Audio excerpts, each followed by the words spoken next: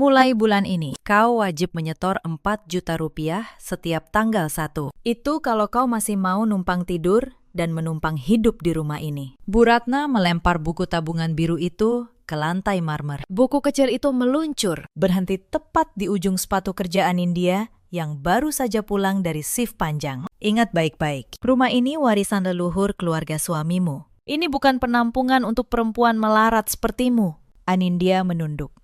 Ia memungut buku tabungan itu dengan tangan yang tenang. Wajahnya tidak menangis. Wajahnya tidak memohon. Di sudut bibirnya justru terukir senyum yang sangat tipis. Lalu, tanpa sepatah kata pun, ia membuka ponselnya dan mentransfer 4 juta itu ke rekening mertuanya. Detik itu juga, Bu Ratna tertawa puas. Ia merasa menang. Di sampingnya, Gilang, sang suami, hanya menggeser layar ponselnya tanpa beban. Mereka berdua tidak tahu satu hal. Mereka tidak tahu bahwa rumah megah yang mereka banggakan ini sudah berpindah tangan setahun lalu. Mereka tidak tahu bahwa nama yang tertera di akta asli rumah ini bukan lagi nama keluarga mereka. Dan uang sewa 4 juta yang baru saja mengalir ke rekening Bu Ratna kelak akan menjadi tali yang menyeret leher wanita itu ke ruang sidang. Halo, Sobat Pencari Keadilan. Selamat datang kembali di kanal kita. Tempat di mana kesombongan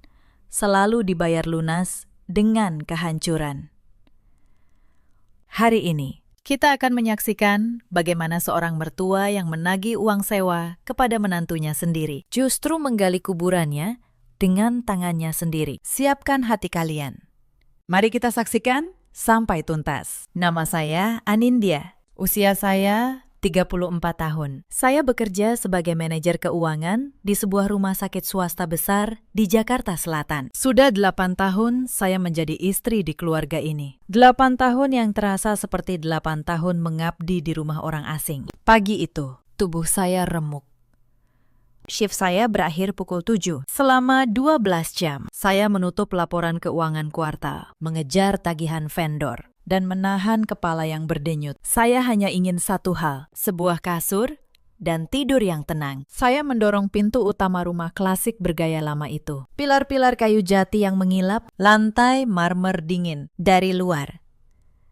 Rumah ini tampak megah. Bagi saya, kemegahan itu sudah lama terasa seperti dinding penjara. Saya melepas sepatu. Saya melangkah gontai menuju tangga, berharap bisa langsung naik ke kamar. Namun harapan itu padam seketika. Di ruang keluarga, di atas sofa kulit, duduk Bu Ratna.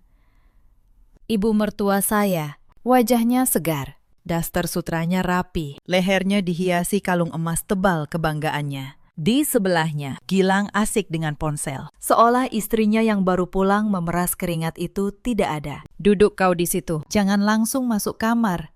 Seperti orang tak punya sopan santun. Suara Bu Ratna berat dan angkuh. Saya menelan rasa lelah. Saya meletakkan tas, lalu duduk di kursi tunggal yang berhadapan langsung dengan mertua saya. Ada apa? Bu, saya baru pulang shift malam. Badan saya remuk. Kalau ada yang penting, bisa nanti siang. Tidak bisa, Bu Ratna membentak. Suaranya melengking memecah pagi. Ini urusan penting yang tidak bisa ditunda oleh alasan kantukmu. Buka telingamu lebar-lebar. Anindya, Ibu sudah berdiskusi dengan Gilang. Kami sudah mengambil keputusan mutlak. Ia merogoh laci, lalu melempar buku tabungan biru saya ke meja kaca. Buku itu meluncur jatuh ke dekat kaki saya. Mulai bulan ini, kau wajib menyetor uang sewa 4 juta rupiah setiap awal bulan ke rekening ibu. Kalau kau masih mau numpang tidur, mandi, dan berteduh di rumah ini, kau harus bayar. Saya membelalak. Kantuk saya menguap. 4 juta, itu hampir separuh gaji saya. 4 juta, Bu. Ini rumah suami saya. Saya istrinya. Sejak kapan seorang istri harus membayar sewa untuk tinggal di rumah suaminya sendiri? Jangan banyak membantah. Perempuan tidak tahu diuntung. Bu Ratna meraung. Telunjuknya yang dihiasi cincin giok menunjuk wajah saya. Kau itu cuma orang luar, anak orang miskin yang kebetulan dinikahi anakku. Rumah ini properti warisan keluarga besar kami. Nilainya miliaran. Kau bisa tinggal di sini saja. Sudah kemurahan hati luar biasa dari kami. Ini bukan panti asuhan, tempat perempuan melarat sepertimu hidup gratis. Kata-kata itu menghujam ulu hati saya. Numpang. Panti asuhan. Perempuan melarat. Saya menatap buku tabungan di lantai. Yang lebih menyakitkan bukan angka 4 juta itu. Yang lebih menyakitkan adalah cara wanita ini menjadikan saya tak lebih dari seorang penyewa kos yang bisa diperas kapan saja. Napas saya mulai memburu. Dada saya naik turun. Saya mengalihkan pandangan dari wajah beringas mertua saya, menatap lurus ke arah pria yang duduk di sofa. Pria yang dulu bersumpah di depan penghulu untuk melindungi saya. Mas, kau diam saja mendengar ibumu bicara seperti itu padaku. Kau membiarkan ibumu menagih uang sewa pada istrimu sendiri. Saya menunggu Gilang meletakkan ponsel. Berdiri. Membela kehormatan istrinya. Namun jawaban yang ia berikan justru menjadi paku terakhir yang menutup peti mati cinta saya untuknya. Gilang akhirnya mengangkat wajah dari layar. Namun pria bergelar kepala rumah tangga itu tidak memancarkan aura pelindung sama sekali. Alisnya berkerut. Seolah permohonan saya hanyalah rengekan anak kecil yang mengganggu waktu santainya. Tidak usah didramatisir, Anindya. Jangan menatapku seolah aku ini penjahatnya. Suaranya santai. Tapi setiap suku katanya mengandung racun. Ibu itu benar. Permintaan beliau tidak berlebihan. Kau tinggal di rumah keluargaku, memakai listrik, air, dan fasilitas di sini. Wajar dong kalau kau ikut membayar, namanya juga rumah tangga. Harus saling mengerti. Saling mengerti. Suara saya meninggi. Jantung saya berdegup sakit. Kontribusi. Setiap bulan saya yang belanja kebutuhan dapur. Saya yang bayar tagihan listrik rumah sebesar ini. Sekarang ibumu menagih sewa kamar 4 juta lagi kepadaku. Apa gajimu sebagai asisten manajer tidak cukup membiayai keluargamu sendiri? Sampai istrimu harus diperas begini. Mendengar gajinya disinggung. Ego Gilang langsung tersentil. Wajahnya mengeras. Ia mengkondongkan tubuh. Menatap saya dengan sorot merendahkan. Kau pikir gajiku turun dari langit? Aku ini punya tanggung jawab sebagai anak laki-laki. Vania, adikku. Bulan ini butuh biaya besar untuk uang muka mobil barunya. Anak muda seperti dia butuh kendaraan bagus untuk gengsi di kampus. Belum lagi arisan ibu yang harus aku tutupi. Gajiku tidak cukup untuk semua itu. Logika sesat itu membuat saya seperti disambar petir. Saya terdiam. Membeku.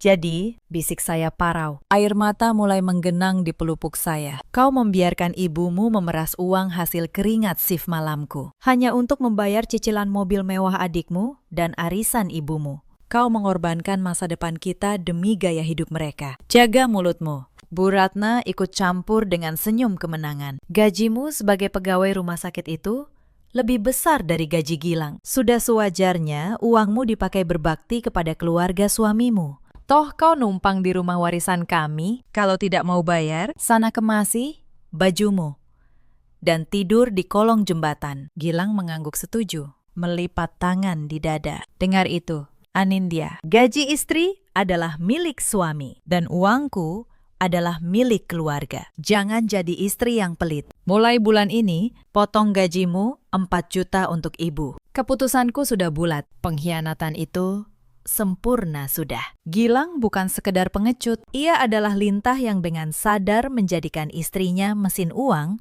untuk menghidupi keluarganya. Dan di saat mereka mabuk arogansi, sesuatu yang ganjil terjadi di dalam diri saya. Air mata yang tadi menggenang, perlahan mengering, tanpa sempat menetes. Rasa sakit itu menguap, digantikan oleh ketenangan yang sedingin es. Saya menatap buku tabungan di lantai, lalu menatap wajah mertua dan suami saya bergantian. Keluarga ini menagih sewa atas nama rumah warisan. Bu Ratna membanggakan rumah ini seolah ia ratu absolut. Gilang menyuruh saya pergi jika tidak mau membayar. Mereka tidak pernah tahu sebuah rahasia yang saya kubur rapat-rapat sejak setahun lalu. Mari saya ceritakan apa yang terjadi setahun sebelum pagi penghinaan ini. Setahun lalu, ayah Gilang, mertua laki-laki saya, meninggal dunia karena serangan jantung. Bu Ratna larut dalam duka dan kebanggaan. Ia mewarisi rumah klasik ini. simbol status keluarga yang selalu ia agung-agungkan. Namun ada satu hal yang almarhum sembunyikan dari istri dan anak-anaknya sampai ke liang kubur. Saya menemukannya secara tidak sengaja. Sebagai manajer keuangan, saya terbiasa membaca dokumen. Suatu sore, sebuah surat datang dari bank. Saya yang menerimanya. Surat itu adalah peringatan terakhir. Rumah ini dijadikan agunan oleh almarhum untuk utang bisnis yang gagal. Nilainya nyaris 5 miliar rupiah. Cicilan sudah macet berbulan-bulan. Dalam waktu kurang dari 40 hari, rumah ini akan disita dan dilelang oleh bank. Saya ingat tangan saya gemetar membaca surat itu. Bukan karena takut, tapi karena saya sadar keluarga ini sedang berdiri di atas jurang tanpa mengetahuinya. Saya bisa saja diam, saya bisa saja membiarkan rumah ini disita, membiarkan Bu Ratna dan anak-anaknya jatuh miskin, lalu pergi. Tapi saat itu, saya masih menyimpan satu hal bodoh bernama cinta. Saya masih percaya bahwa jika saya menyelamatkan keluarga ini, mereka akan menghargai saya. Saya menemui Bu Tari, seorang petugas senior di bank itu. Saya pelajari semua opsi. Ada satu jalan. Jika ada pihak ketiga yang melunasi seluruh tunggakan sebelum lelang, kepemilikan rumah bisa dialihkan secara sah kepada pihak penebus. Saya punya tabungan masa lajang. Hasil 10 tahun bekerja keras sebelum menikah. Ditambah warisan kecil dari almarhum ayah saya di Klaten. Semuanya. Saya mencairkan seluruhnya. Hampir 5 miliar rupiah. Ludes dalam satu transaksi. Saya menebus rumah ini dari jalur lelang. Dan saya melakukannya dengan tenang, di bawah pengawasan notaris bernama Pak Hendra, seorang notaris tua yang sangat teliti. Di hadapan hukum, di atas akta bermaterai berlambang Garuda, rumah klasik ini 100% sah menjadi milik saya.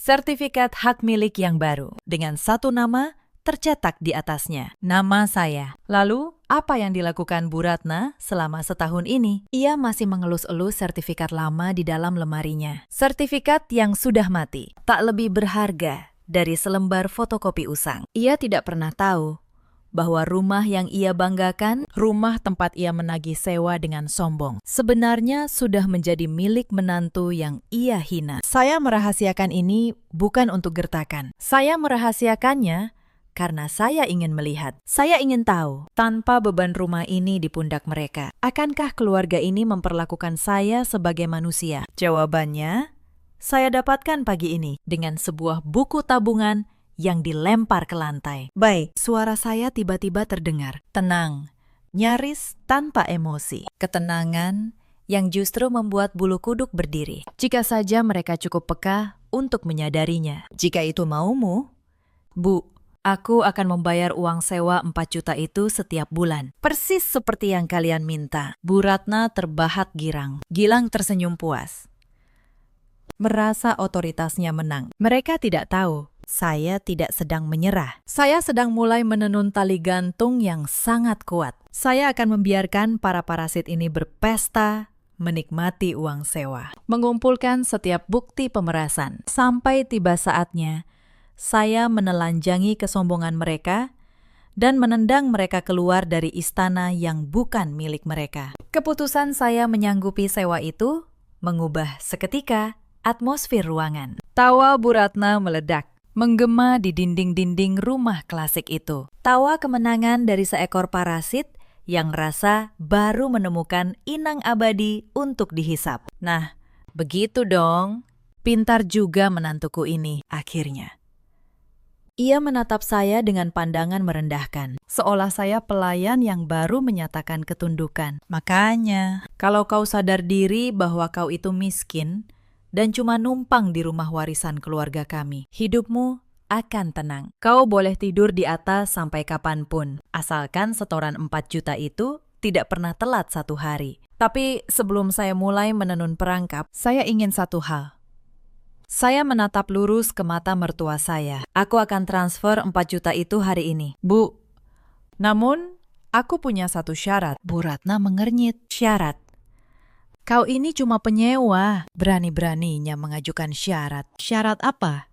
Sebuah surat perjanjian sewa-menyewa resmi, ditandatangani di atas meterai 10.000. Saya menjawab dengan artikulasi yang sangat jelas. Saya tidak berkedip. Jika ibu menagih uang sewa, layaknya pemilik properti, maka kita harus melakukannya secara profesional. Aku ingin surat itu menyatakan dengan jelas bahwa Ibu Ratna sebagai pihak pertama, pemilik sah rumah ini, menyewakan sebagian rumah kepadaku sebagai pihak kedua, penyewa. Aku hanya butuh jaminan agar ibu tidak tiba-tiba menaikkan harga sewa seenaknya. Mendengar itu, Gilang tertawa meremehkan. Ia menggeleng-geleng menatap saya, seolah saya wanita terbodoh di dunia. Astaga, Anindya, kau ini konyol sekali. Sama keluarga sendiri saja pakai surat bermaterai. Mau main hukum-hukuman? Sudahlah. Bu, turuti saja. Biar dia merasa aman dengan secari kertas tidak bergunanya itu. Toh rumah ini memang milik keluarga kita. Apa susahnya tanda tangan? Bu Ratna mencibir. Ia merasa permintaan saya hanyalah ketakutan wanita tak berdaya. Bawakan kertas dan materinya. Dasar perempuan penuh drama. Ibu, tanda tangani sekarang juga. Biar kau tutup mulut dan langsung transfer uangnya. Ibu harus segera kirim uang itu untuk cicilan mobil Fania siang ini. Mereka tidak tahu.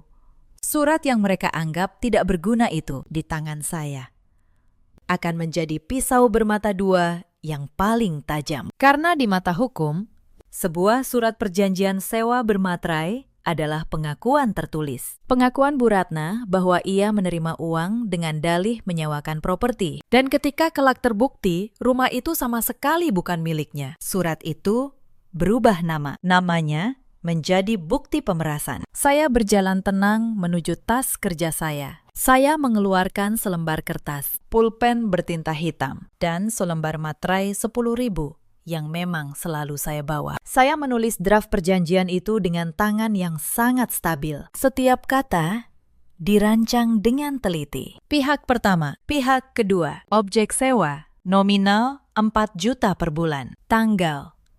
Lalu saya sodorkan kepada mertua saya. Bu Ratna menandatanganinya dengan tawa meremehkan, tanpa membaca satu kata pun. Ia bahkan menempelkan materai itu dengan gerakan kasar. Itulah insiden pertama. Tinta di atas materai itu kering dalam hitungan detik. Dan tanpa ia sadari, ia baru saja membubuhkan tanda tangan di atas surat penahanannya sendiri. Bulan pertama berlalu. Saya transfer 4 juta. Tepat tanggal 1, saya screenshot bukti transfer itu, lengkap dengan keterangan yang saya tulis sendiri di kolom berita transaksi. Saya tulis dengan jelas, pembayaran sewa rumah kepada Bu Ratna. Setiap rupiah meninggalkan jejak digital yang rapi di rekening koran saya. Jejak yang kelak akan saya cetak dan bingkai sebagai barang bukti. Hari-hari berikutnya, kesombongan Bu Ratna semakin menggila. Ia mulai membanggakan setoran saya kepada para tetangga kompleks. Suatu sore, saya mendengarnya berbisik di pagar kepada Bu Sari, tetangga sebelah. Menantu saya itu memang anak orang susah. Untung saya baik hati, masih mau menampung dia. Sekarang dia bayar sewa kamar 4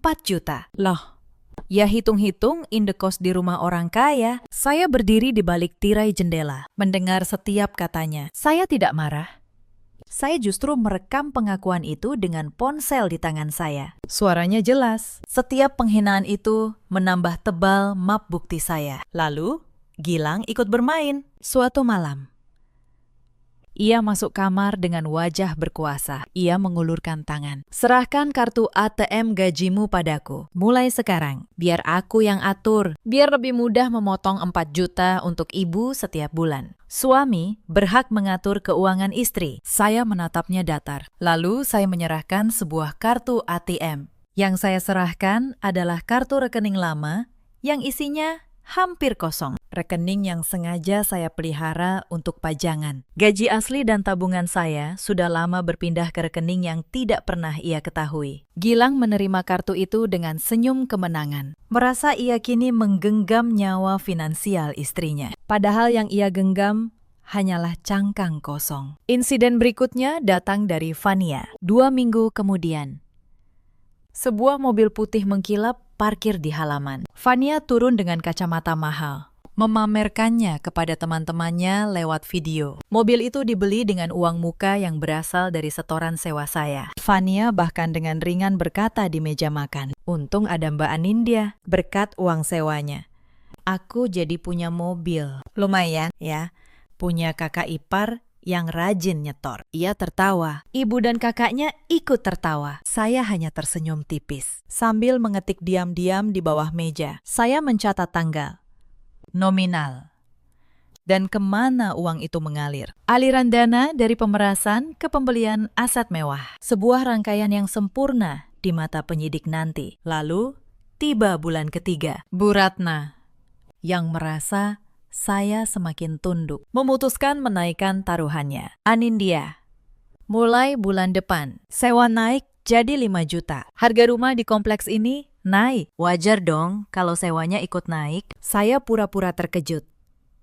Lalu pura-pura merengek sedikit. Saya ingin ia merasa semakin berkuasa. 5 juta. Bu, itu berat sekali. Tapi baiklah, asal ibu tetap memberi saya kwitansi. Bu Ratna girang. Ia bahkan mulai menulis kwitansi penerimaan uang dengan tangannya sendiri, lengkap dengan tanda tangannya. Setiap kali saya membayar, ia pikir kwitansi itu bukti bahwa ia ratu yang berkuasa. Ia tidak tahu, setiap kwitansi bertanda tangannya adalah satu lagi paku di peti matinya. Sekitar bulan kedua, terjadi sebuah insiden kecil yang nyaris membongkar rencana saya. Gilang mencoba menarik uang dari kartu ATM yang saya berikan. Ia terkejut mendapati saldonya nyaris kosong. Malam itu ia masuk kamar dengan wajah merah padam, membanting kartu itu ke meja. "Apa-apaan ini? Saldonya cuma 200.000. Gajimu kemana? Kau menyembunyikan uang dariku." Saya menatapnya dengan wajah yang sengaja saya buat panik. Saya menggigit bibir, pura-pura takut. Itu rekening lama. "Mas, gaji saya bulan ini sudah habis untuk belanja dapur dan bayar sewa 4 juta ke ibu. Mas tahu sendiri, hampir separuh gaji saya habis untuk setoran. Sisanya untuk listrik dan kebutuhan rumah. Saya tidak punya apa-apa lagi." Gilang menatap saya lama. Lalu ia mendengus, percaya. Ego dan keserakahannya membuatnya tidak pernah curiga bahwa istri yang ia anggap bodoh ini punya rekening lain dengan saldo yang jauh melampaui imajinasinya. Ia mengembalikan kartu itu dengan kasar. "Lain kali, jangan boros. Ingat, gajimu itu untuk keluarga." Saya mengangguk patuh. Di dalam hati, saya tersenyum. Ia baru saja menambah satu lagi bukti. Bukti bahwa ia secara sadar berusaha menguasai penghasilan istrinya. Setiap kata yang ia ucapkan malam itu terekam rapi di ponsel yang saya letakkan di laci yang sedikit terbuka. Penghinaan demi penghinaan terus menumpuk. Suatu malam, sepulang kerja, saya mendapati barang-barang saya dipindahkan dari kamar utama ke ruang belakang yang sempit. Bu Ratna berdiri dengan tangan di pinggang. "Kamar atas itu untuk Fania. Dia butuh ruang luas untuk barang-barangnya. Kau penyewa." "Ya, cukup di belakang. Penyewa tidak boleh banyak menuntut." Saya mengangguk.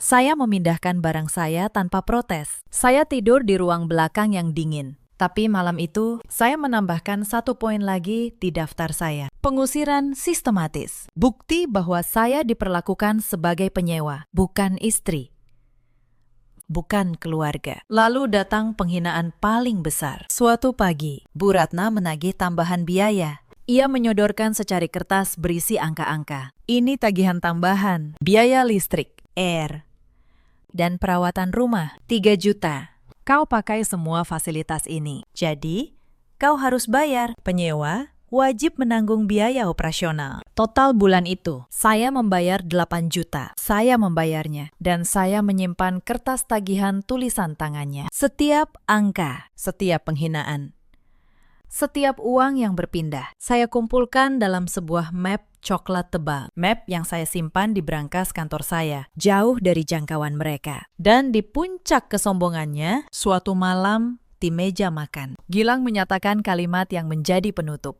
Ia menatap saya dengan sorot berkuasa. "Ingat, Anindya, selama kau hidup di rumah ini, gajimu adalah milik suami. Uang ibu adalah milik keluarga. Kau hanya alat. Kalau suatu hari kau tidak berguna lagi, kau bisa kami buang kapan saja. Mengerti? Saya menunduk. Saya menjawab pelan, ya. Mas, tapi di bawah meja, jari saya menekan tombol. Saya merekam kalimat itu dari awal sampai akhir. Pengakuan terbuka bahwa mereka memeras saya dan menganggap saya alat yang bisa dibuang. Map coklat saya kini penuh. Surat perjanjian sewa bermaterai. Belasan bukti transfer. Rekaman suara pengakuan. Kwitansi bertanda tangan. Tagihan tulisan tangan. Dan akta asli rumah ini. Atas nama saya. Tersegel rapi. Perangkap saya sudah lengkap. Tinggal menunggu satu momen. Momen ketika saya akan menarik tali gantung itu dan menyaksikan kesombongan mereka tergantung di ujungnya. Momen itu datang pada hari yang tidak pernah mereka duga. Sebuah pagi di akhir bulan, ketika seluruh keluarga berkumpul di ruang tamu. Bu Ratna sedang menghitung perhiasannya. Fania memamerkan tas baru. Gilang menonton televisi dengan kaki di atas meja. Saya turun dari ruang belakang dengan pakaian kerja rapi. Tapi hari itu saya tidak berangkat ke rumah sakit. Hari itu, saya membawa tamu. Bel rumah berbunyi. Saya membuka pintu. Masuklah Pak Hendra. Notaris tua berkacamata tebal dengan map kulit di tangannya. Di belakangnya, Bu Tari dari bank dan seorang pria muda berjas yang adalah pengacara saya. Namanya Mas Reza. Bu Ratna mengerutkan kening. Siapa orang-orang ini? Anindya. Kau bawa siapa ke rumahku? Saya menutup pintu di belakang mereka. Saya berjalan ke tengah ruangan dengan tenang. Lalu saya menarik kursi dan duduk. Sementara mereka semua masih berdiri kebingungan. Bu, Mas, Mbaknya, duduklah. Hari ini kita akan menyelesaikan urusan sewa-menyewa kita secara profesional. Persis seperti yang Ibu inginkan. Gilang mematikan televisi. Ia berdiri dengan wajah tidak suka. Anindya. Apa-apaan ini? Kau mempermalukan keluarga di depan orang asing. Pak Hendra membuka map kulitnya. Ia mengeluarkan sebuah dokumen tebal dengan sampul biru tua dan lambang Garuda emas. Ia meletakkannya di meja kaca. Di tengah-tengah mereka semua. Perkenalkan, saya Hendra, notaris. Saya di sini untuk menjelaskan status hukum rumah ini. Dokumen di hadapan Ibu adalah sertifikat hak milik atas rumah ini. Sertifikat asli yang berlaku sah secara hukum negara. Bu Ratna menyambar dokumen itu. Matanya menyusuri baris demi baris. Lalu tangannya mulai gemetar. Wajahnya yang tadi angkuh perlahan memucat. Ini tidak mungkin. Nama di sini. Kenapa Mama di sini Anindya? Ini pasti palsu. Sertifikat rumah ini ada di lemari saya. Atas nama almarhum suami saya. Saya bangkit dari kursi. Saya berjalan ke arahnya. Saya berbicara dengan suara yang sangat tenang. Tapi setiap kata menusuk seperti pisau es. Sertifikat di lemari Ibu itu sudah mati. Bu, sudah tidak berlaku sejak setahun lalu. Karena setahun lalu, rumah ini disita bank. Almarhum Bapak meninggalkan utang hampir 5 miliar rupiah dengan rumah ini sebagai jaminan. Bank sudah hendak melelang rumah ini. Dan kalian semua hampir tidur di jalanan. Bu Tari melangkah maju. Ia mengangguk. Benar, Bu. Saya petugas dari bank. Rumah ini memang sudah dalam proses lelang setahun lalu. Tunggakannya sudah dilunasi seluruhnya oleh seorang penebus sebelum tanggal lelang. Penebusnya adalah Ibu Anindya. Ruangan itu sunyi total. Fania menjatuhkan tasnya. Gilang berdiri mematung. Wajahnya berubah seputih kertas. Saya menebus rumah ini dengan seluruh tabungan saya. Bu, hampir 5 miliar rupiah. Tabungan masa lajang saya, ditambah warisan ayah saya. Saya keluarkan semuanya untuk menyelamatkan keluarga ini dari kebangkrutan. Dan secara hukum, ketika saya melunasi tunggakan dan menebus dari lelang, kepemilikan rumah ini berpindah sepenuhnya kepada saya. Rumah yang selama ini Ibu banggakan sebagai warisan leluhur sejak setahun lalu adalah 100% milik saya. Tidak. Suara Bu Ratna nyaris tak terdengar. Tubuhnya merosot ke sofa. Kau bohong. Kau pasti mencuri. Kau pasti memasukkan dokumen. Pak Hendra menggeleng dengan tenang. Semua proses ini dilakukan di hadapan saya. Bu, sah, sesuai prosedur hukum. Tidak ada yang dipalsukan. Akta peralihan hak ini ditandatangani secara resmi. Ibu bisa memeriksanya ke kantor pertanahan kapan saja. Lalu, saya berbalik. Saya berjalan ke tas saya dan saya mengeluarkan map coklat tebal yang sudah saya siapkan berbulan-bulan. Saya membukanya pelan-pelan di hadapan mata mereka yang membelalak. Sekarang, Bu, mari kita bicara tentang uang sewa. Selama berbulan-bulan, Ibu menagih saya uang sewa atas rumah ini, 4 juta, lalu 5 juta, ditambah tagihan-tagihan tambahan. Ibu menerima uang saya dengan dalih menyewakan properti milik Ibu. Saya mengeluarkan surat perjanjian bermaterai itu, dan saya angkat tinggi-tinggi. Tapi rumah ini bukan milik Ibu. Rumah ini milik saya. Artinya, Ibu menerima uang dari saya dengan cara menipu dan memaksa atas properti yang sama sekali bukan milik Ibu. Tahukah Ibu, apa nama perbuatan itu di mata hukum? Namanya pemerasan. Dan surat perjanjian yang Ibu tanda tangani sendiri ini adalah pengakuan tertulis bahwa Ibu melakukannya. Mas Reza, pengacara saya, akhirnya berbicara. Suaranya tegas dan dingin. Saya pengacara Ibu Anindya. Apa yang dilakukan klien saya selama ini adalah mengumpulkan alat bukti.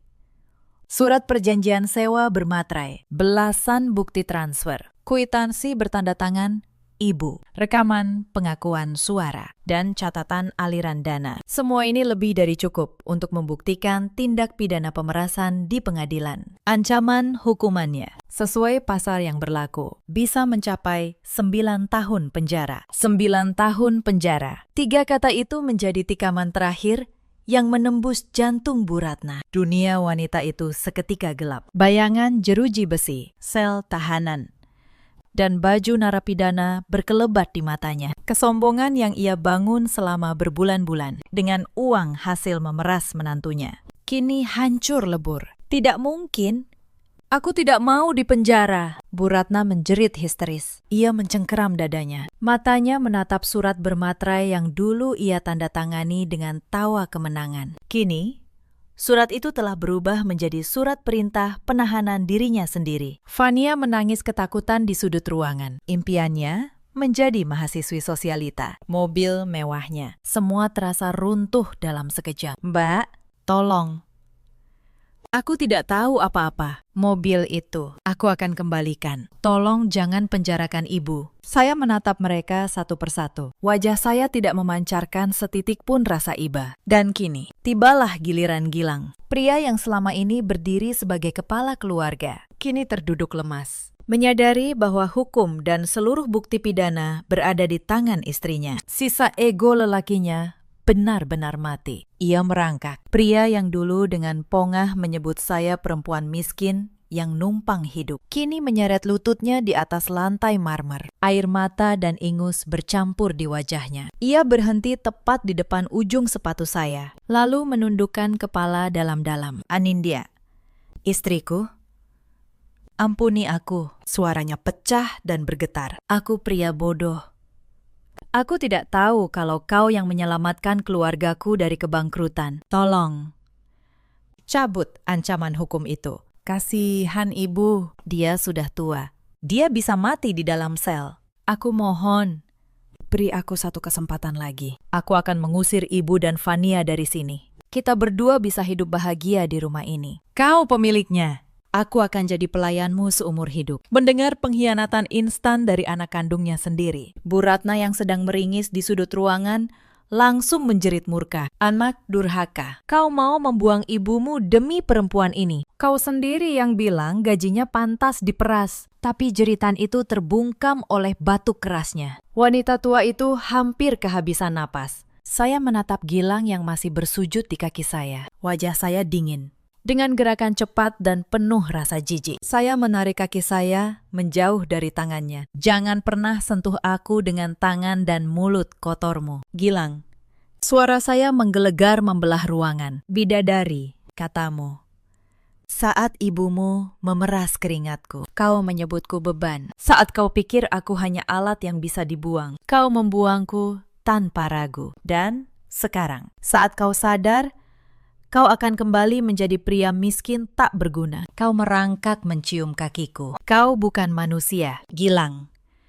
Kau parasit paling hina yang pernah aku kenal. Saya kembali ke tas saya. Saya menarik keluar sebuah amplop coklat tebal berlogo Pengadilan Agama dengan tatapan sedingin es. Saya melemparkannya tepat ke wajah Gilang yang masih terkapar. Sesuai keinginanmu, aku sudah mengurus semuanya. Itu surat gugatan cerai. Pengacaraku sudah mendaftarkannya secara resmi subuh tadi. Pernikahan menjijikan ini sudah berakhir. Berakhir tepat saat kau membiarkan ibumu melempar buku tabunganku ke lantai. Mata Gilang terbelalak menatap amplop itu. Ia menggeleng brutal, menolak kenyataan bahwa ia baru saja kehilangan istri, rumah 5 miliar, dan seluruh masa depannya dalam waktu kurang dari 1 jam. Saya melirik jam tangan saya, lalu saya menatap ketiga manusia itu bergantian dengan otoritas penuh seorang pemilik. Aku berikan kalian bertiga waktu 60 menit. 1 jam untuk mengemasi barang kalian. Dan dengar baik-baik, kalian hanya boleh membawa pakaian yang menempel di badan. Dan baju-baju yang kalian bawa sebelum aku menebus rumah ini. Semua perabot, semua elektronik. Bahkan tas mewah dan perhiasan yang Ibu dan Fania beli dari uang sewaku akan aku sita untuk mengganti kerugian. Jika ada satu barang milikku yang kalian curi, aku akan menambahkan pasal pencurian ke dalam laporan pidana. Fania menangis sesenggukan.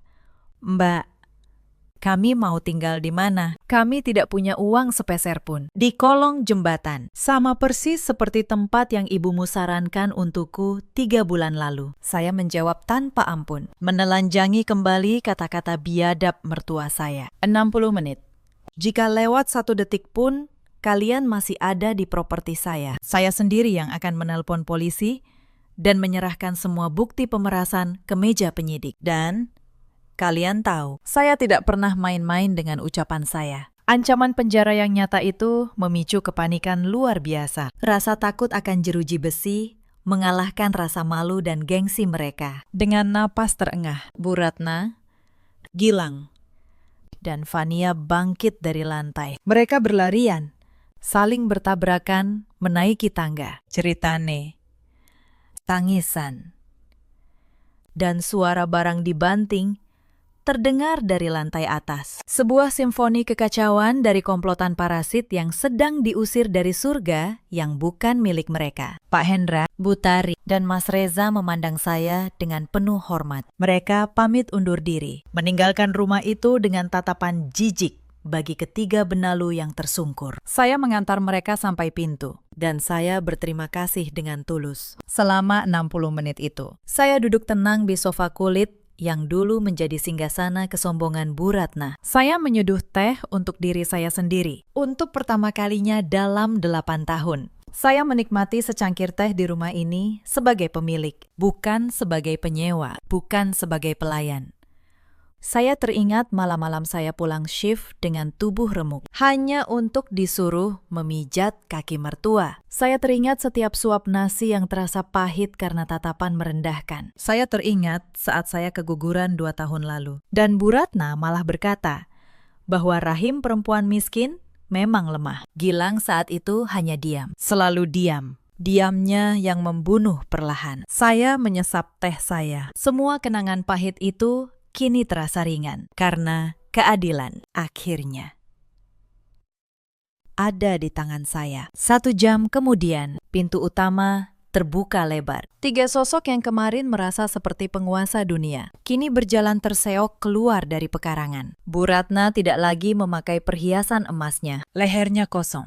Ia memeluk sebuah tas plastik berisi beberapa lembar daster. Fania hanya membawa 1 koper kecil. Wajahnya bengkak karena menangis. Dan Gilang memanggul ransel butut. Terus menunduk menahan malu dari tatapan para tetangga yang mulai keluar rumah karena penasaran. Bu Sari, tetangga yang dulu mendengar Bu Ratna membanggakan uang sewa saya, kini berdiri di pagar dengan mulut menganga. Ironi itu terasa lengkap. Wanita yang dulu pamer menampung menantu miskin, kini menjadi tunawisma yang diusir oleh menantu itu. Di ambang pintu, Bu Ratna berhenti sejenak. Ia menoleh ke arah saya dengan mata penuh kebencian dan keputusasaan. Kau akan menyesal, Anindya.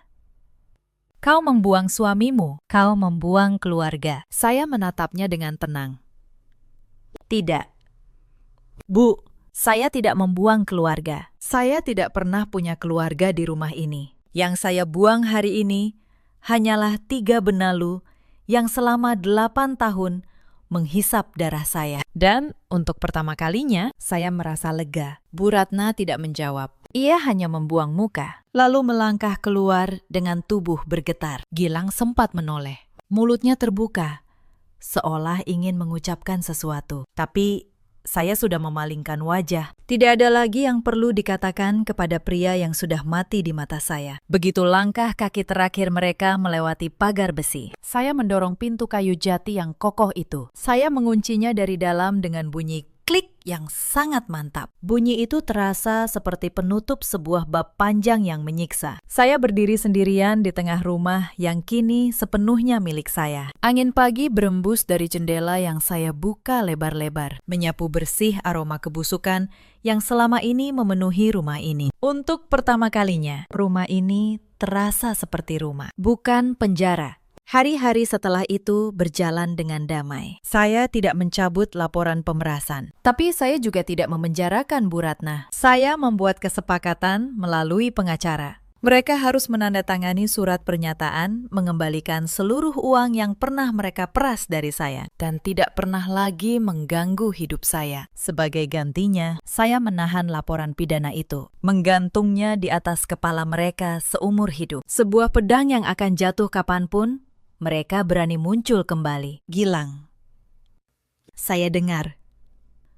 Kembali tinggal di kontrakan sempit bersama ibu dan adiknya. Asisten manajer yang dulu sombong itu, kini harus menanggung 3 mulut dengan gaji pas-pasan. Fania terpaksa menjual mobil mewahnya untuk membayar utang. Impiannya menjadi sosialita pupus. Dan Bu Ratna, ratu yang dulu mengelus sertifikat palsu di lemarinya, kini tidak punya apa-apa selain penyesalan. Proses perceraian saya berjalan lancar karena saya memegang semua bukti dan karena Gilang tidak punya apapun untuk diperebutkan. Hakim mengabulkan gugatan saya dengan cepat. Saya kembali menjadi Anindya, bukan menantu siapa-siapa, bukan istri siapa-siapa, hanya Anindya.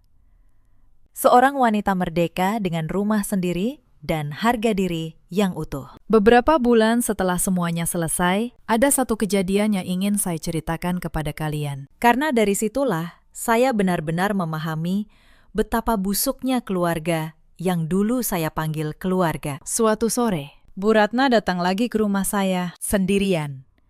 Ia mengetuk pintu dengan pelan. Wajahnya yang dulu angkuh, kini tirus dan tua. Saya membuka pintu, tapi saya tidak mempersilakannya masuk. Saya berdiri di ambang, menatapnya datar. Anindya, katanya dengan suara serak. Ibu datang baik-baik. Ibu minta maaf atas semuanya. Tapi ibu mohon, kasihani ibu. Vania sakit. Dia butuh biaya berobat. Gilang juga kehilangan pekerjaannya. Kami benar-benar tidak punya apa-apa. Bolehkah ibu tinggal di sini lagi? Kau punya rumah sebesar ini. Masa kau tega membiarkan mertuamu menderita? Saya hampir tertawa mendengar kata mertua keluar dari mulutnya. Wanita ini, yang dulu menyebut saya penyewa, perempuan melarat, panti asuhan, kini menggunakan kata mertua untuk meminta belas kasihan. Logika yang sama bengkoknya seperti dulu. Bu, kata saya, tenang dulu. Saat saya pulang shift dengan tubuh remuk, ibu menagih saya 4 juta dan menyebut saya numpang. Saat saya keguguran, ibu bilang rahim saya lemah karena saya miskin. Saat saya butuh tempat tidur, ibu mengusir saya ke ruang belakang demi Vania. Sekarang ibu menyebut saya keluarga hanya karena ibu butuh sesuatu dari saya. Apakah ibu pikir saya sebodoh itu? Bu Ratna menunduk. Air matanya menetes. Tapi saya sudah terlalu sering melihat air mata buaya wanita ini. Saya tidak akan memenjarakan ibu, karena saya tidak mau menghabiskan sisa hidup saya berurusan dengan kebusukan kalian. Tapi saya juga tidak akan pernah membiarkan kalian masuk lagi ke dalam hidup saya. Pulanglah, Bu. Dan jangan pernah kembali, karena Kalau ibu memaksa, map coklat saya masih ada dan penyidik akan dengan senang hati membukanya. Saya menutup pintu dengan pelan, tidak dibanting, karena kemarahan saya sudah habis. Yang tersisa hanya ketenangan seorang wanita yang akhirnya bebas. Saya mendengar langkah kaki Bu Ratna menjauh, terseok di luar pagar. Itu adalah terakhir kalinya saya melihat wajahnya. Malam itu, saya duduk di teras rumah saya. Rumah yang saya tebus dengan air mata dan kerja keras 10 tahun. Saya menyeduh teh. Dan untuk pertama kalinya dalam waktu yang sangat lama, saya menangis. Bukan tangis kesedihan, tapi tangis kelegaan. Tangis seorang manusia yang akhirnya pulang ke dalam dirinya sendiri. Saya teringat nasihat almarhum ayah saya dulu di Klaten. Beliau pernah berkata, "Dek, kesabaran itu bukan kelemahan. Kesabaran adalah ketika kau menahan diri,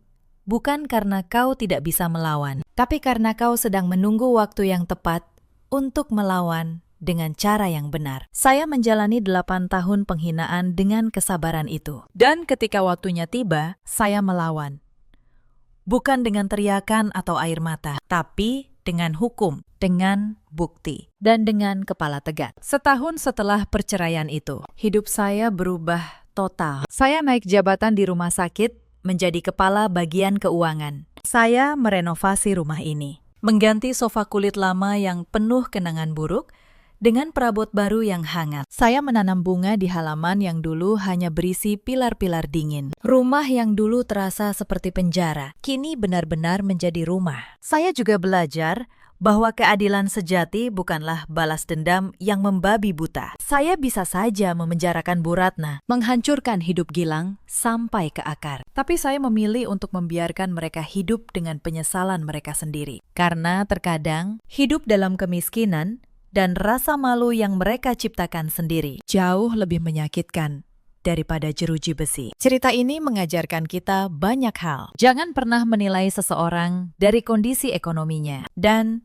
jangan pernah sekalipun meremehkan seorang perempuan yang terlihat diam dan penyabar. Karena diamnya seorang perempuan cerdas bukanlah kelemahan. Diamnya adalah strategi. Ketenangannya adalah senjata yang paling mematikan. Di luar sana, ada banyak perempuan yang mungkin sedang berada di posisi saya dulu. Diperas, dihina, dianggap penyewa di rumah suaminya sendiri, dipaksa menyerahkan hasil keringatnya demi gaya hidup keluarga yang tidak pernah menghargainya. Jika kalian salah satunya, dengarkan saya. Kalian tidak sendirian, dan kalian tidak harus diam selamanya. Kumpulkan keberanian kalian, pelajari hak-hak kalian, karena hukum tidak pernah memihak kepada yang paling keras berteriak, melainkan kepada yang paling lengkap memegang bukti. Ada juga banyak suami seperti Gilang di luar sana, pria yang lebih memilih membela ibunya yang serakah daripada melindungi istri yang berkorban segalanya. Pria yang menganggap gaji istri sebagai hak miliknya dan menganggap istri sebagai alat yang bisa dibuang. Kepada para suami seperti itu,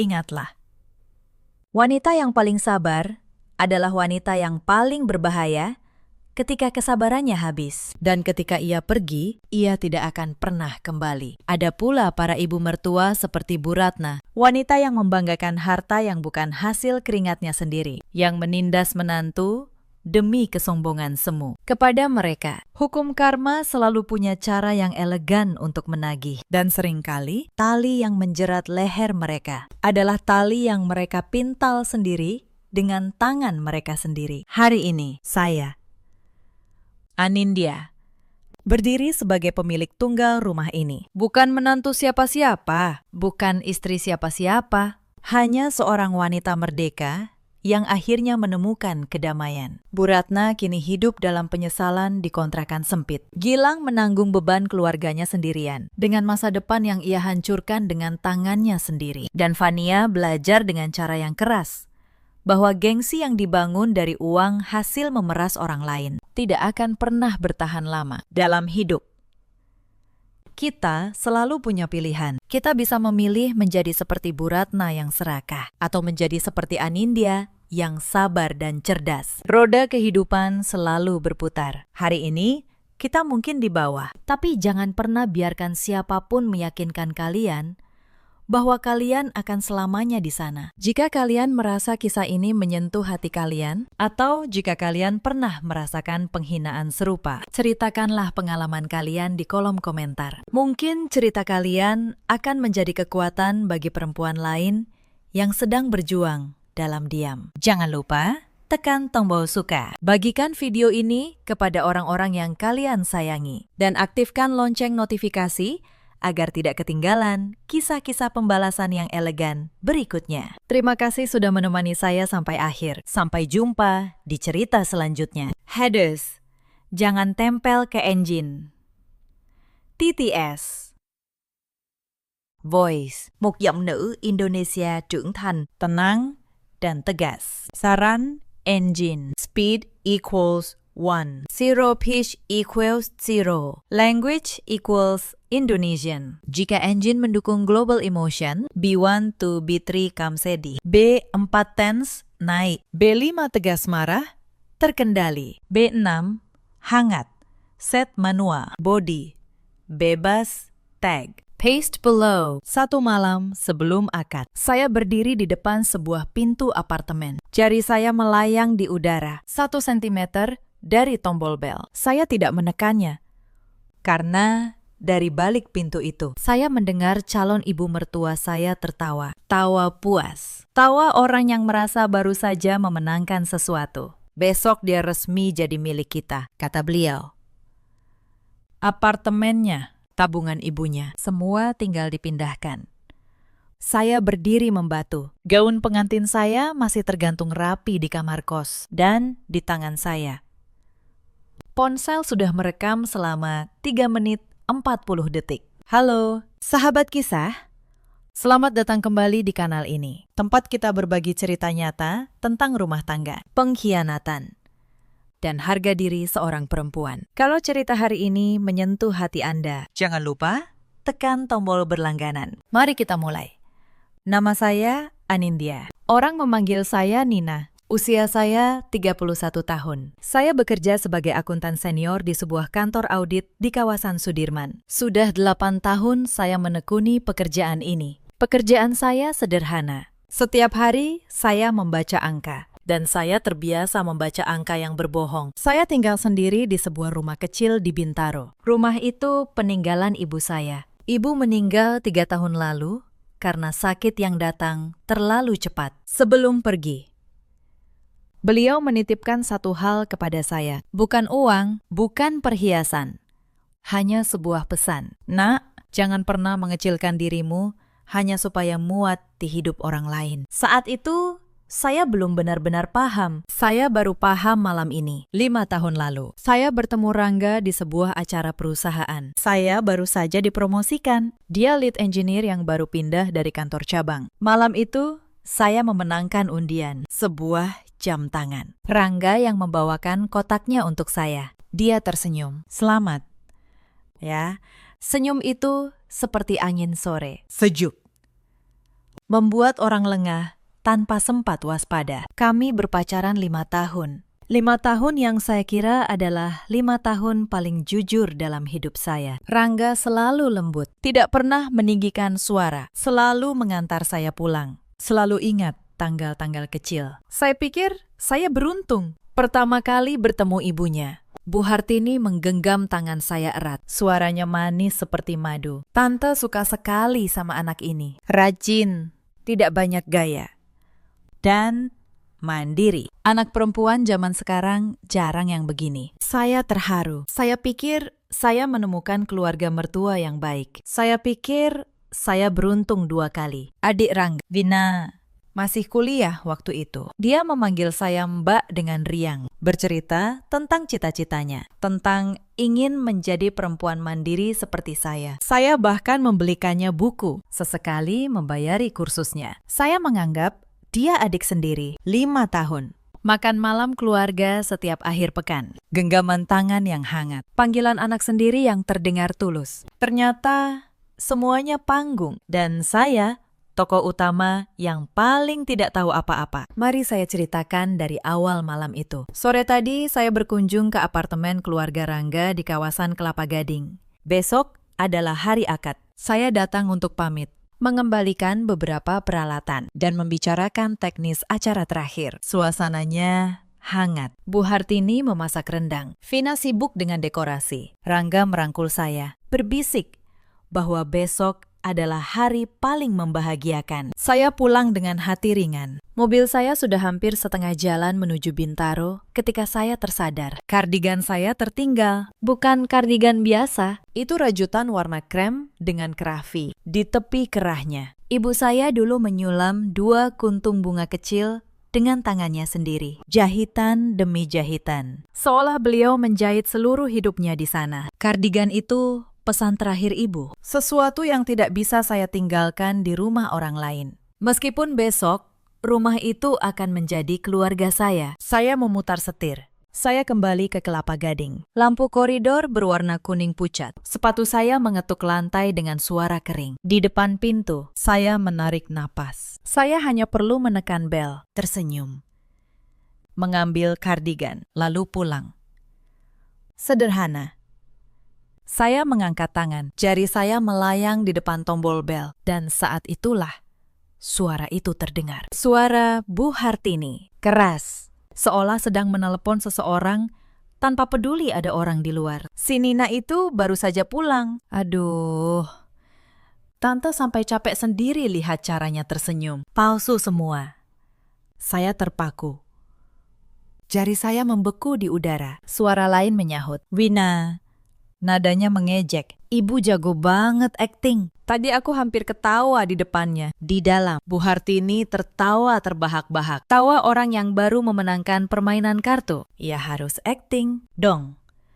Kalau tidak akting, bagaimana caranya kita bisa dapat apartemen bulan madunya itu? Apartemen di Pondok Indah, dekat sekolah internasional, luas 120 meter. Sekarang harganya tidak kurang dari 8 miliar. Kamu tahu tidak? Telinga saya berdengung. Apartemen bulan madu itu yang dibeli atas nama saya, yang uang mukanya saya kumpulkan dari kerja 6 tahun. Ditambah warisan ibu. Rangga dulu berkata lembut, atas nama kamu juga tidak apa-apa. Kan kita suami istri. Milikku, milikmu. Milikmu, milikku. Dan saya percaya. Saya percaya dengan seluruh masa muda saya. Vina mendesah. Suaranya bersemangat seperti anak kecil yang dapat hadiah. Nanti setelah menikah, rumah itu jadi milik Mas Rangga. Balik nama gampang. Setelah itu, kita jual. Uangnya cukup buat Mas Rangga buka usaha, kan? Jantung saya berdebar. Seolah ingin menghancurkan tulang rusuk saya sendiri. Balik nama, jual. Setiap kata seperti tamparan, bukan di wajah, tapi langsung ke harga diri saya. Bu Hartini melanjutkan. Suaranya makin tanpa beban. Bukan cuma apartemennya. Ibunya dulu kan pengusaha kecil. Pasti ninggalin tabungan banyak. Setelah nikah, suruh Rangga bujuk pelan-pelan. Biar uangnya dipegang kita. Nanti Vina mau beli mobil. Ibu bisa bantu. Saya bersandar di dinding koridor. Kedua kaki saya lemas. Keringat dingin mengalir di punggung. Meresap melalui blus saya seperti es. Lalu Vina menambahkan satu hal yang membuat saya benar-benar mati rasa. Oh ya, Bu, nanti pas akad, aku pura-pura nangis sedikit ya. Aku bilang Mas Rangga sayang banget sama Mbak Nina. Biar makin meyakinkan. Mereka tertawa bersama. Saya berdiri di luar pintu. Tangan masih melayang di depan bel. Tidak mampu menekannya. Pintu kayu di hadapan saya tidak terbuka. Tapi kata-kata dari dalam menembus telinga saya, menusuk jantung saya. Lebih tajam daripada pisau manapun. Ternyata 5 tahun cinta, makan malam keluarga, genggaman tangan yang hangat. Semuanya hanya sandiwara yang dirancang sangat rapi. Dan saya adalah penonton sekaligus korban yang membayar tiketnya sendiri. Tapi saya tidak menangis. Entah dari mana, jari saya bergerak sendiri. Saya keluarkan ponsel dari tas. Saya buka aplikasi perekam. Saya tekan tombol rekam. Lalu saya tempelkan ponsel itu ke celah pintu. 3 menit 40 detik. Itu durasi yang akhirnya mengubah seluruh hidup saya. Selama 3 menit itu, mereka masih bicara tentang berapa lama proses balik nama, tentang siapa yang akan mengurus penjualan, tentang bagaimana cara membujuk saya menyerahkan rekening tabungan ibu. Bu Hartini bahkan tertawa kecil saat berkata, anak itu terlalu baik, Terlalu percaya. Untung kita yang dapat. Untung kita yang dapat. Saya menatap pintu itu untuk terakhir kalinya. Lalu saya berbalik. Saya tidak jadi mengambil kardigan. Saya akan kembali untuk itu nanti. Dengan cara saya sendiri. Di lift, saya melihat bayangan saya di cermin. Seorang perempuan yang besok seharusnya menjadi pengantin. Wajah saya pucat, tapi mata saya tidak lagi gemetar. Untuk pertama kalinya dalam 5 tahun, kepala saya benar-benar jernih. Saya akuntan. Saya terbiasa membaca angka yang berbohong. Dan malam ini, saya baru saja menemukan pembukuan paling kotor yang pernah saya baca. Malam itu, saya tidak pulang ke Bintaro. Saya menyetir ke sebuah hotel kecil dekat kantor. Saya butuh tempat berpikir yang bukan rumah keluarga Rangga. Dan bukan rumah saya yang penuh kenangan ibu. Pukul 11 malam, saya menelpon satu orang, Bu Maharani. Beliau pengacara, dulu klien firma audit saya, lalu menjadi sahabat. Saya tahu menelpon selarut ini tidak sopan, tapi saya juga tahu ada hal yang tidak bisa menunggu pagi. Nina, ada apa malam-malam begini? Bukannya besok kamu akad? Bu, kata saya. Suara saya datar. Saya butuh bantuan, dan saya butuh malam ini juga. Saya ceritakan semuanya. Dari kardigan. Dari rekaman 3 menit 40 detik sampai apartemen Pondok Indah atas nama saya. Bu Maharani diam mendengarkan. Ketika saya selesai, beliau menghela napas panjang. Untung sekali kamu, kata beliau, pelan. Untung kamu kembali mengambil kardigan itu. Dan lebih beruntung lagi, kamu sempat merekam. Sekarang dengarkan saya baik-baik. Mulai sekarang, kamu jangan luluh. Keluarga itu akan mencoba segala cara. Menelepon, datang. Menangis, mengancam. Tujuan mereka cuma satu, membuatmu ragu.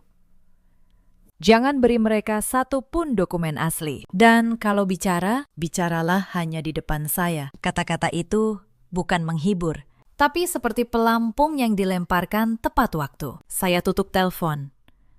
Lalu saya buka laptop. Saya akuntan. Kalau ada satu hal yang saya kuasai, itu adalah menyusun bukti. Sepanjang malam, saya tidak tidur. Saya membongkar folder lama di email, di galeri, di mutasi rekening, dan satu persatu, angka-angka itu mulai bicara. Pukul 2 dini hari, ponsel saya bergetar. Pesan dari Rangga. Sayang, sudah tidur. Besok hari besar kita. Aku cinta kamu. Diakhiri dengan emoji hati. Saya menatap layar itu lama sekali. Lalu saya membalas satu kalimat. Pernikahan dibatalkan. Saya matikan ponsel. Saya tidur 3 jam. Untuk pertama kalinya dalam berminggu-minggu, saya tidur nyenyak. Pukul 7 pagi, di hari yang seharusnya menjadi hari pernikahan saya, ponsel saya meledak. 32 panggilan tak terjawab, belasan pesan. Saya nyalakan ponsel di kamar hotel, dan Bu Maharani sudah duduk di seberang saya. Beliau datang pagi-pagi sekali, membawa map tebal dan laptop sendiri. Mereka akan menelpon, kata beliau. Nyalakan loudspeaker. Saya ingin dengar. Panggilan masuk. Nama Rangga di layar. Saya tekan jawab. Lalu loudspeaker. Nina, kamu di mana? Kamu sadar tidak sedang melakukan apa? Suara Rangga tidak lagi lembut. Tergesa. Kesal.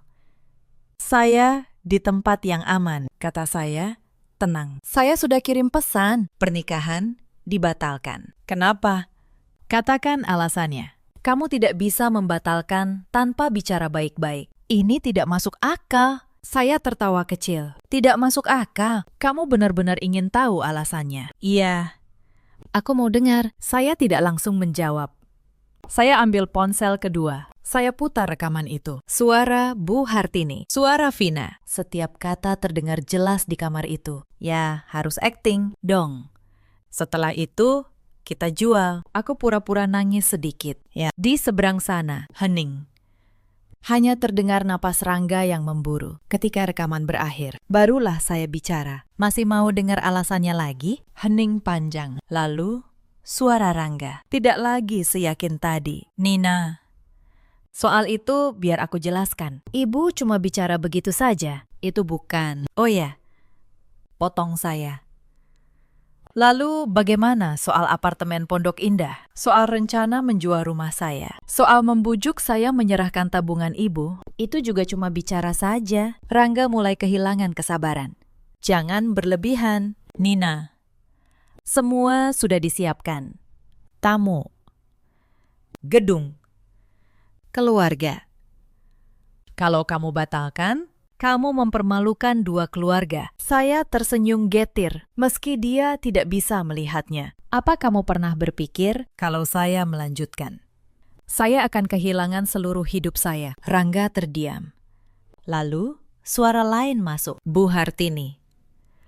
Suaranya kembali manis. Dipaksakan manis. Nina, nak, jangan dengar rekaman itu, lalu salah paham. Tante bicara begitu karena khawatir dengan masa depan kalian. Tante sudah menganggapmu seperti anak sendiri. Saya memandang keluar jendela. Sinar matahari pagi menyilaukan. Bu, kata saya perlahan. Ibu tidak perlu berakting lagi. Saya sudah dengar semuanya. Apa maksudmu bicara begitu? Tante sudah. Kalau ibu menganggap saya anak, potong saya. Ibu tidak akan merencanakan menjual rumah saya di belakang saya. Bu Hartini terdiam sejenak. Lalu, suaranya meninggi, tajam. Anak ini, bagaimana caramu bicara sama orang tua? Saya menarik napas. Saya bicara berdasarkan kebenaran. Bu, saat itulah Bu Maharani angkat bicara. Suaranya tenang, tapi sangat jelas. Selamat pagi. Ibu Hartini, saya Maharani. Mulai hari ini, saya pengacara dan perwakilan hukum Nina. Semua komunikasi setelah ini silakan lakukan langsung dengan saya. Segala tindakan mengancam, mencemarkan nama baik, atau upaya pengambilan aset akan dicatat dan diproses sesuai hukum. Di seberang sana, langsung hening total. Setelah beberapa lama, Rangga bersuara. Nadanya jauh lebih rendah. Nina, apa kamu benar-benar mau membuat ini jadi serumit ini? Bukan saya yang membuatnya rumit, Rangga. Kata saya. Saya hanya berhenti di saat yang tepat. Saya tutup telepon. Kamar kembali sunyi. Tapi bukan sunyi yang berat, ini sunyi yang melegakan. Seperti setelah badai besar berlalu. Tapi saya tahu, badai ini belum berakhir. Karena saya belum mengeluarkan apa-apa. Rekaman itu baru pembuka. Yang sesungguhnya ada di dalam map yang saya susun semalaman. Setelah telepon pagi itu, kamar hotel saya berubah menjadi markas. Bu Maharani menarik kursi ke dekat meja, membuka laptopnya. Menyusun dokumen menjadi tumpukan-tumpukan rapi. Saya menyeduh kopi, meletakkannya di depan beliau, lalu duduk di seberang. Kami bekerja seperti dua orang yang sedang memecahkan soal matematika rumit. Jawabannya adalah ketenangan hidup saya kelak. Berikan saya semua bukti transfer, kata Bu Maharani. Semakin jelas, semakin baik.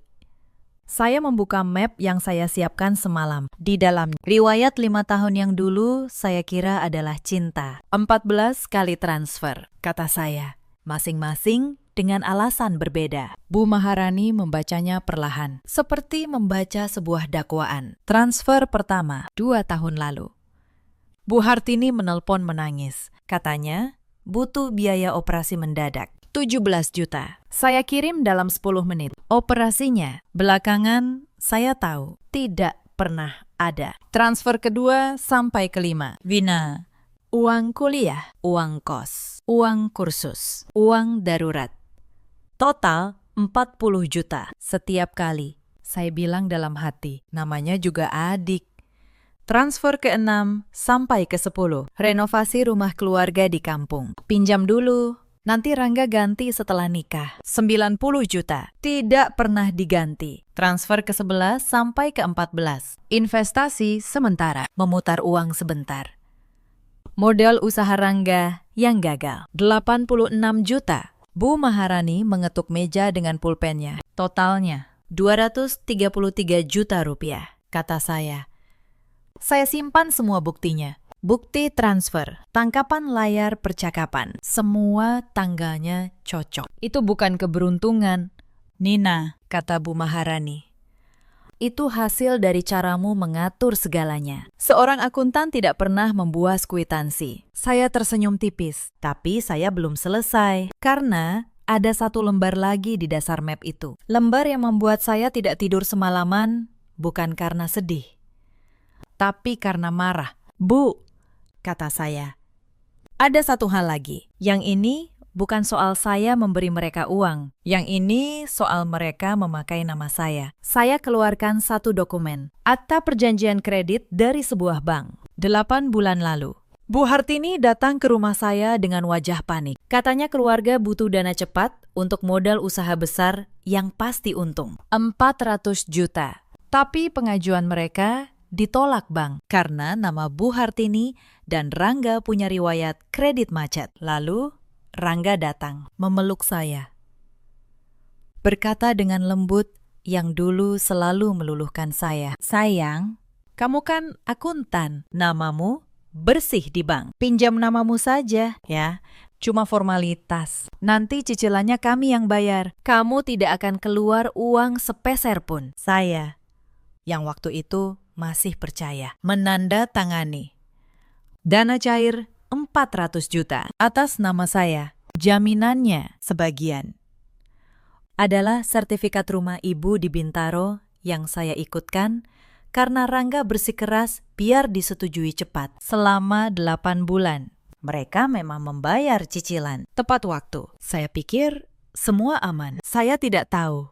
Itu hanya bagian dari kesabaran panjang mereka. Karena begitu saya resmi menjadi istri Rangga dan apartemen sudah balik nama. Mereka tidak perlu lagi membayar apapun. Utang itu akan menjadi utang saya selamanya. Dan rumah ibu saya akan menjadi jaminan yang bisa mereka korbankan kapan saja. Saya baru menyadari semuanya tadi malam saat menyusun angka-angka itu berjajar di layar laptop. Pola itu terlalu rapi untuk menjadi kebetulan. Saya akuntan. Saya tahu seperti apa bentuk penipuan yang disusun bertahap. Bu Maharani menatap dokumen itu lama. Wajahnya yang biasa tenang, sekarang serius. Nina, ini bukan lagi soal keluarga yang matre. Ini soal seseorang yang menjadikanmu penjamin utang tanpa kamu benar-benar paham risikonya. Dan kalau mereka berniat lepas tangan setelah menikah, ini bisa menjadi masalah hukum yang serius. Untuk mereka, pukul 11 siang, ponsel berbunyi lagi. Kali ini, Bu Hartini. Saya nyalakan loudspeaker. Suara beliau sudah berubah. Tidak lagi manis, tidak lagi menangis. Mengancam. Nina, kamu pikir kamu siapa? Mempermalukan keluarga kami di hari pernikahan. Tante akan laporkan kamu. Kamu sudah merusak nama baik keluarga kami. Kamu kira rekaman murahan itu bisa apa? Saya menatap Bu Maharani. Beliau mengangguk tenang. Bu, kata saya. Sebelum ibu bicara soal laporan, saya mau tanya satu hal. Soal kredit 400 juta atas nama saya. Yang cicilannya katanya ibu yang bayar. Itu masih akan dibayar. Hening sejenak. Lalu Bu Hartini menjawab, terlalu cepat. Kredit apa? Tante tidak tahu apa-apa soal kredit. Itu kan namamu sendiri, urusanmu sendiri. Saya menutup mata sebentar. Itulah jawaban yang saya tunggu. Beliau baru saja menyangkal di depan seorang pengacara dan sebuah rekaman yang sedang berjalan. Baik, Bu, kata saya pelan. Terima kasih sudah memperjelas. Bu Maharani mengangkat tangannya, memberi isyarat agar saya tetap ditelepon. Lalu beliau bicara dengan suara yang dingin dan terukur. Ibu Hartini, perkenalkan kembali. Saya Maharani, pengacara Nina. Saya ingin memastikan satu hal yang baru saja Ibu sampaikan. Ibu menyatakan tidak mengetahui apapun soal kredit 400 juta itu dan menyebutnya urusan pribadi Nina. Apakah benar begitu? Di seberang sana, Bu Hartini tampak menyadari ada yang salah. Suaranya berubah ragu. Maksud saya.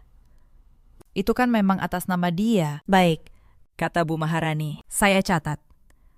Karena kebetulan, semua percakapan WhatsApp saat pengajuan kredit itu masih tersimpan. Termasuk pesan dari Bapak Rangga yang meminta Nina menandatangani. Dengan janji cicilan ditanggung keluarga, termasuk transfer cicilan 8 bulan yang berasal dari rekening ibu sendiri. Jadi pernyataan ibu barusan bahwa ibu tidak tahu apa-apa bertentangan dengan bukti yang ada. Hening panjang di seberang. Lalu, Terdengar suara Vina menyahut. Dia rupanya ada di dekat ibunya. Suaranya mulai bergetar, dibuat-buat. Mbak Nina, kok tega sih sama kami? Kami kan keluarga. Aku selama ini sayang sama Mbak. Mbak tega banget bawa-bawa pengacara. Mau penjarakan ibuku. Dulu, suara seperti ini akan membuat saya luluh. Dulu, saya akan minta maaf. Merasa bersalah. Berpikir, mungkin saya yang berlebihan. Tapi hari ini saya teringat satu kalimat dari rekaman semalam. Nanti pas akad, aku pura-pura nangis sedikit. Ya, jadi saya tahu persis bentuk air mata itu. Vina, kata saya, tenang. Kemarin kamu bilang akan pura-pura menangis di pernikahan saya. Sekarang, kamu menangis lagi. Saya jadi bingung, yang mana yang asli? Telepon di seberang langsung senyap. Bu Hartini merebut kembali pembicaraan. Kali ini dengan nada mengancam penuh. Kamu jangan macam-macam, Nina. Kalau kamu seret keluarga kami ke hukum, kami juga bisa lapor balik. Kami bilang kamu menipu. Kamu yang mengarang kredit itu. Kamu yang... Silakan, Ibu. Potong Bu Maharani. Suaranya tetap rata. Silakan lapor. Tapi izinkan saya jelaskan posisinya secara hukum. Pertama, menjadikan seseorang penjamin atau peminjam dengan informasi yang tidak benar, lalu berniat mengalihkan seluruh kewajiban kepadanya, dapat masuk ranah penipuan. Kedua, rekaman yang Ibu sebut murahan itu adalah rekaman yang dibuat oleh salah satu pihak dalam percakapan. Di tempat Nina berhak berada sebagai calon menantu. Ketiga, ancaman yang baru saja Ibu sampaikan untuk membuat laporan palsu juga terekam sekarang. Jadi, sebelum Ibu memutuskan melapor, sebaiknya Ibu berkonsultasi dulu dengan pengacara Ibu sendiri. Tidak ada jawaban dari seberang, hanya napas yang berat. Beberapa saat kemudian, suara Rangga masuk menggantikan ibunya. Dan kali ini, nadanya benar-benar berbeda. Bukan marah, bukan tergesa, tapi seperti orang yang baru menyadari tanah di bawah kakinya runtuh. Nina, katanya. Suaranya pecah. Nina, tolong. Aku akan perbaiki semuanya. Aku akan bicara dengan Ibu. Cicilan itu akan kami lunasi. Apartemen itu tetap punyamu sepenuhnya. Tolong jangan lakukan ini. Aku mohon. Aku benar-benar sayang sama kamu. Percayalah. Saya memejamkan mata. Suara itu. Suara yang sama yang dulu berkata, milikku milikmu. Suara yang sama yang 5 tahun ini, saya kira adalah rumah saya. Rangga, kata saya akhirnya. Aku percaya kamu sayang sama aku. Mungkin dengan caramu sendiri. Tapi kamu lebih sayang pada rencana ibumu. Dan kamu memilih diam selama 5 tahun. Sambil melihat aku menandatangani satu persatu jebakan itu. Diam itu juga sebuah pilihan. Rangga. Dan kamu sudah memilih. Nina, aku tidak membenci kalian, kata saya.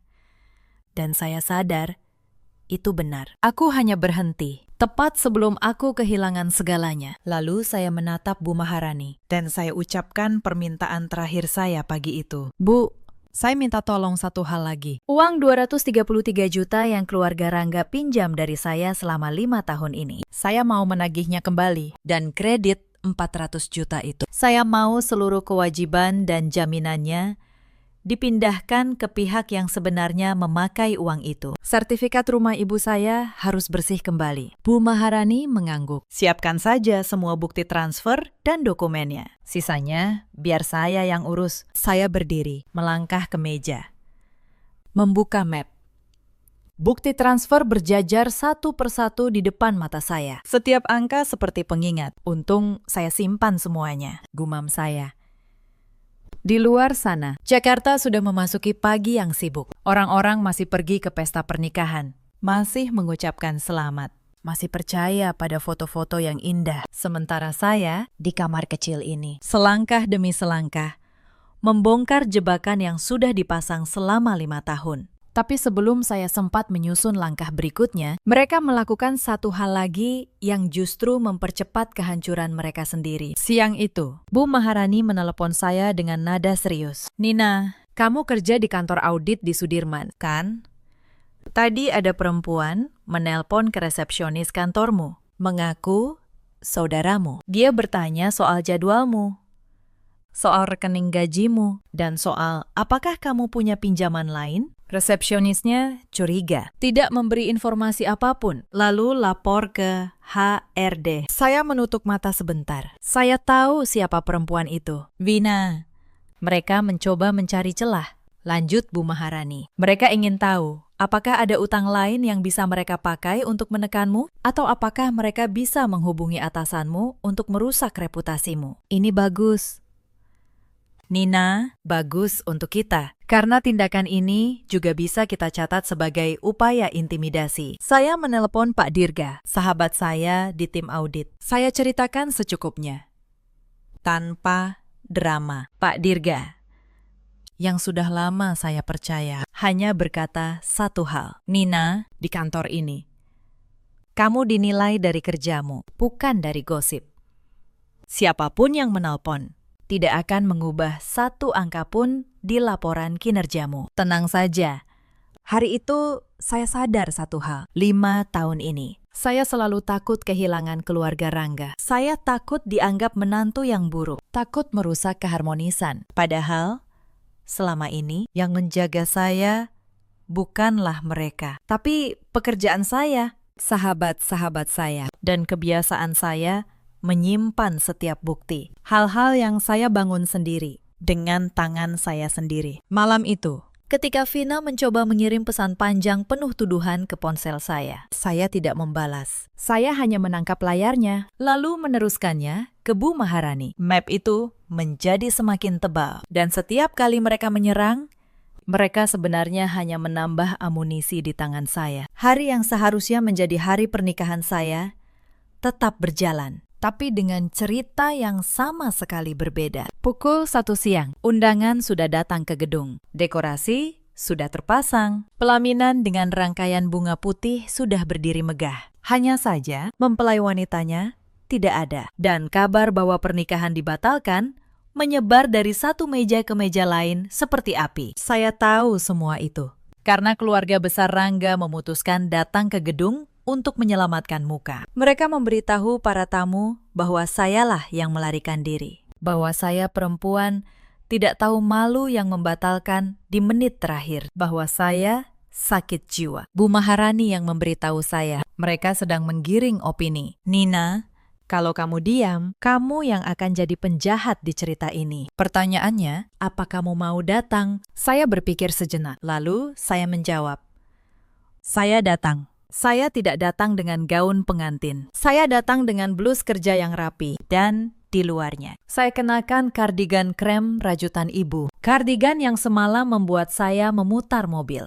Kardigan yang menyelamatkan hidup saya. Pagi tadi, Bu Maharani sudah mengambilnya dari apartemen keluarga Rangga secara resmi. Disaksikan sebagai barang milik saya. Saya melangkah masuk ke gedung itu dengan kepala tegak. Ratusan pasang mata menatap saya. Bisik-bisik menyebar di pelaminan. Bu Hartini berdiri dengan wajah merah. Vina di sampingnya. Dan Rangga pucat, tidak berani menatap saya. Bu Hartini langsung menyerang begitu melihat saya. Itu dia, perempuan yang mempermalukan kami. Pergi kamu, beraninya kamu datang ke sini setelah merusak segalanya. Ruangan hening. Semua menunggu saya menangis atau lari atau membantah dengan suara pecah. Saya tidak melakukan satu pun dari itu. Saya berjalan tenang ke depan, mengambil mikrofon yang tergeletak di meja pembawa acara, dan saya bicara dengan suara yang jelas. Selamat siang, Bapak dan Ibu sekalian. Terima kasih sudah datang. Saya Nina,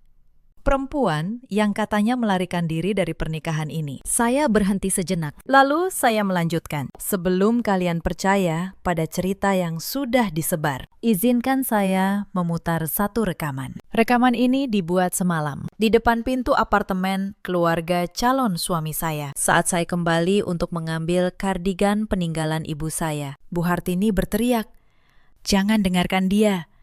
Dia mengada-ada."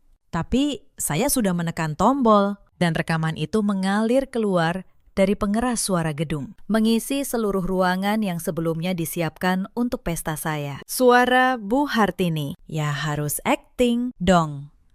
Kalau tidak acting, bagaimana caranya kita bisa dapat apartemen bulan madunya itu? Suara Vina, nanti setelah menikah, rumah itu jadi milik Mas Rangga. Setelah itu, kita jual. Suara Bu Hartini lagi, anak itu terlalu baik, terlalu percaya. Untung kita yang dapat. Setiap kata menggema di gedung itu. Wajah-wajah para tamu berubah. Bisik-bisik yang tadi mengarah ke saya, kini berbalik arah. Beberapa kerabat Rangga sendiri menundukkan kepala. Bu Hartini terhuyung. Vina menutup wajahnya. Rangga berdiri membeku di pelaminan yang seharusnya menjadi tempat kami berbahagia. Ketika rekaman berhenti, ruangan benar-benar sunyi. Saya mengangkat mikrofon sekali lagi. Saya tidak datang ke sini untuk membalas dendam, kata saya.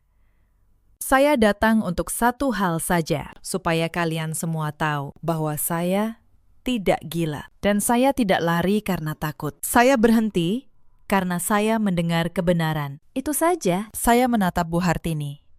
Lalu Rangga, satu persatu. Soal selebihnya, kata saya.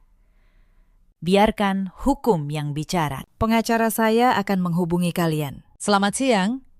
Lalu saya berbalik dan saya berjalan keluar. Kali ini, tidak ada satupun bisik-bisik yang berani menyalahkan saya. Badai itu tidak selesai dalam sehari. Tapi mulai hari itu, saya tidak lagi berdiri di pihak yang lemah. Minggu pertama setelah pernikahan batal, telepon dari keluarga Rangga datang bertubi-tubi. Persis seperti yang Bu Maharani peringatkan. Mula-mula, membujuk. Bu Hartini menelpon dengan suara serak, mengaku khilaf, meminta saya menganggap semua itu salah paham. Lalu, ketika bujukan gagal, datang ancaman.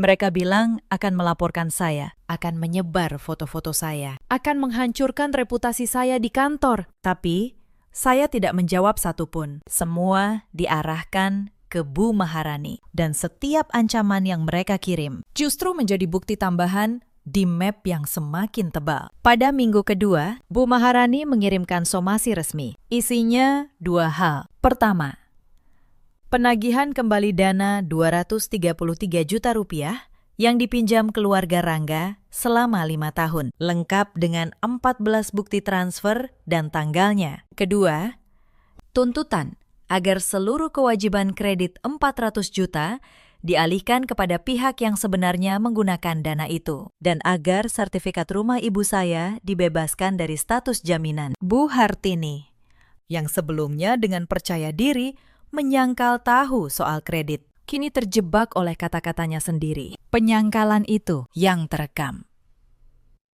justru memberatkan posisinya, karena di hadapan bank dan hukum ada percakapan yang membuktikan dialah dan Rangga yang meminta saya menandatangani. Ada riwayat cicilan dari rekening mereka, dan ada rencana yang terekam jelas untuk melepaskan tanggung jawab itu kepada saya setelah menikah.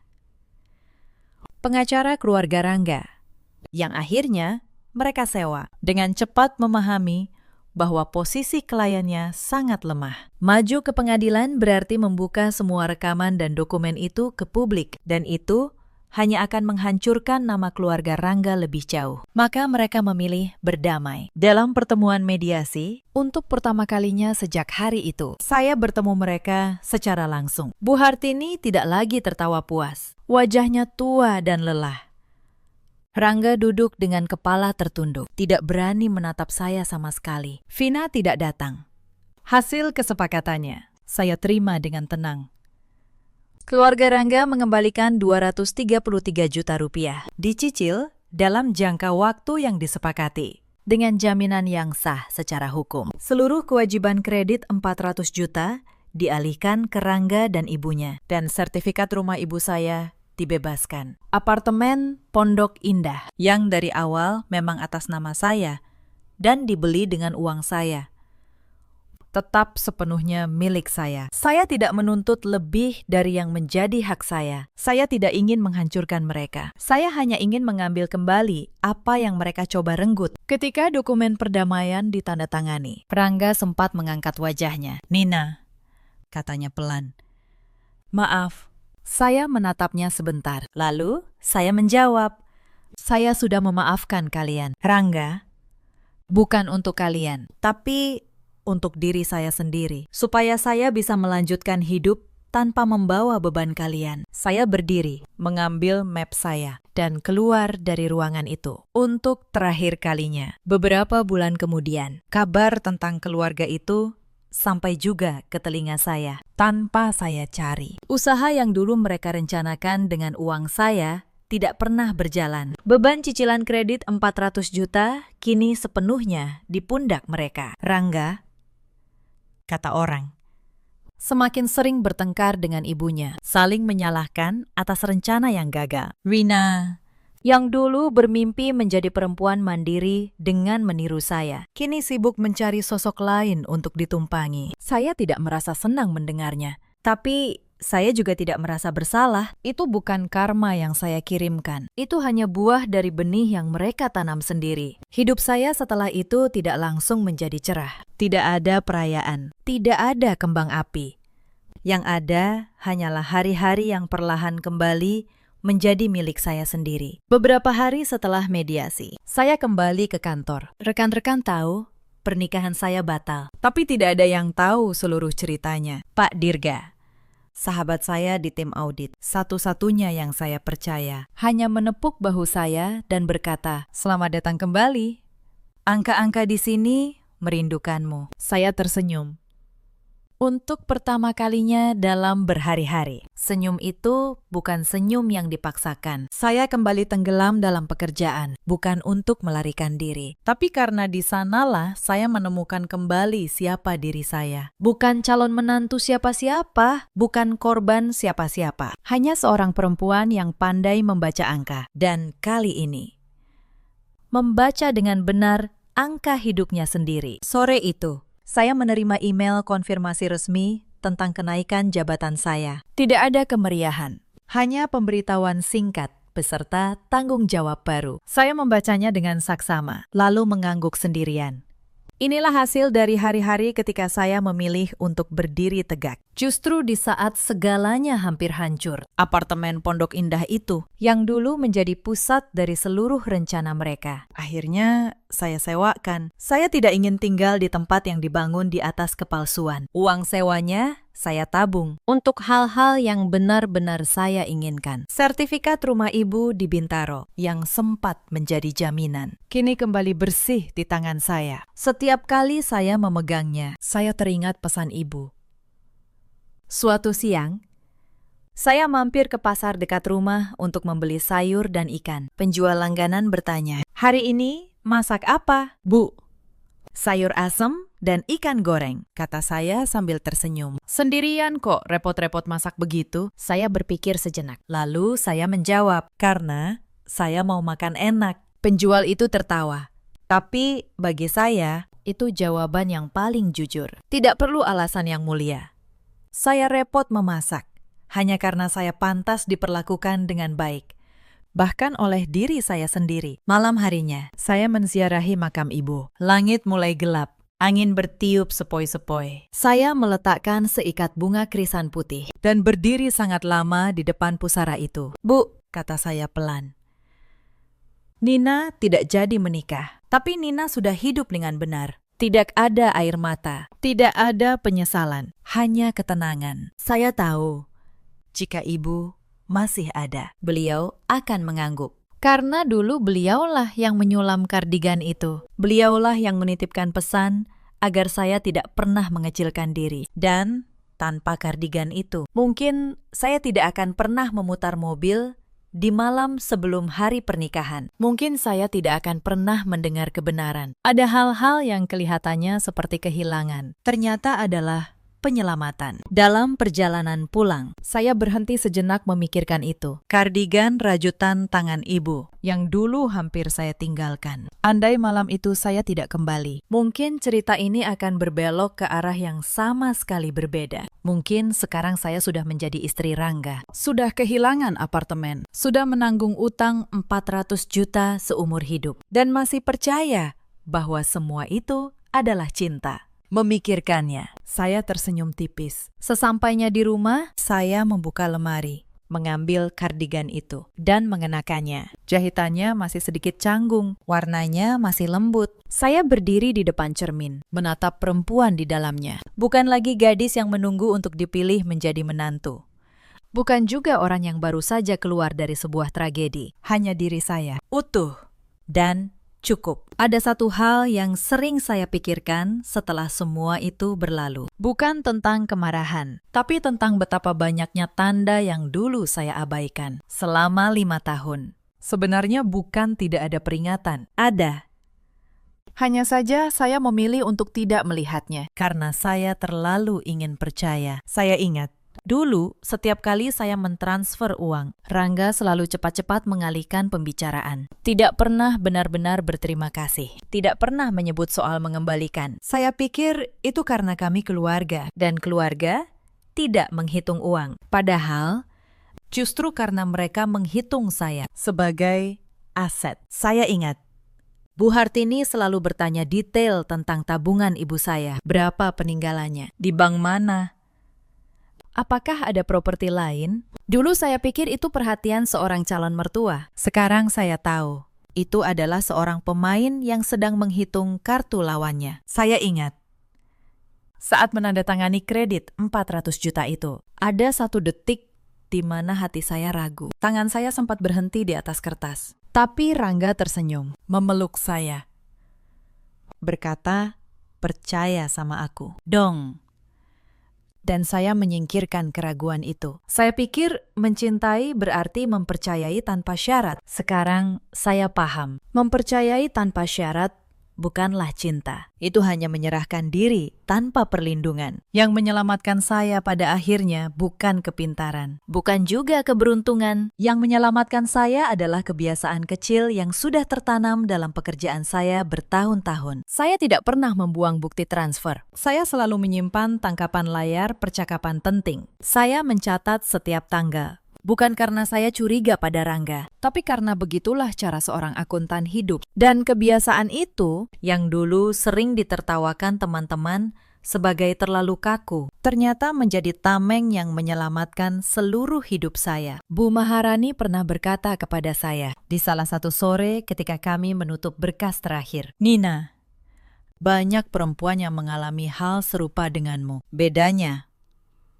sebagian besar dari mereka tidak punya bukti. Mereka tahu mereka ditipu, mereka merasakannya, tapi mereka tidak bisa membuktikannya. Dan tanpa bukti, kebenaran hanya menjadi tangisan yang tidak didengar siapa-siapa." Kalimat itu membekas dalam diri saya. Sejak hari itu, saya berjanji pada diri sendiri. Saya tidak akan pernah lagi menyerahkan hidup saya kepada siapapun tanpa memahami sepenuhnya apa yang saya tanda tangani. Bukan karena saya menjadi dingin, tapi karena saya akhirnya belajar mencintai diri saya dengan cara yang sama seperti saya mencintai orang lain. Malam tiba. Kota menyalakan lampu-lampunya. Saya meredupkan cahaya di dalam rumah, lalu duduk di dekat jendela. Di kepala saya tidak ada lagi pertanyaan bagaimana jika. Tidak ada lagi bayangan tentang versi lain dari hidup saya. Karena versi yang sekarang sudah cukup baik. Saya membuka buku catatan saya. Buku yang sama yang biasa saya pakai mencatat angka-angka audit. Tapi malam itu saya tidak menulis angka. Saya menulis satu baris untuk menutup babak ini. Dulu aku pikir kebahagiaan adalah dipilih. Sekarang aku tahu kebahagiaan adalah berani memilih diriku sendiri. Saya menutup buku itu, mematikan lampu. Kegelapan tidak lagi menakutkan. Ia hanyalah jeda yang dibutuhkan sebelum hari yang baru. Cerita saya berakhir di sini, bukan dengan sebuah pernikahan, bukan juga dengan kemenangan yang gegap gempita atau pembalasan yang berdarah-darah, melainkan dengan seorang perempuan yang akhirnya tahu persis siapa dirinya, apa yang ia butuhkan, dan apa yang tidak.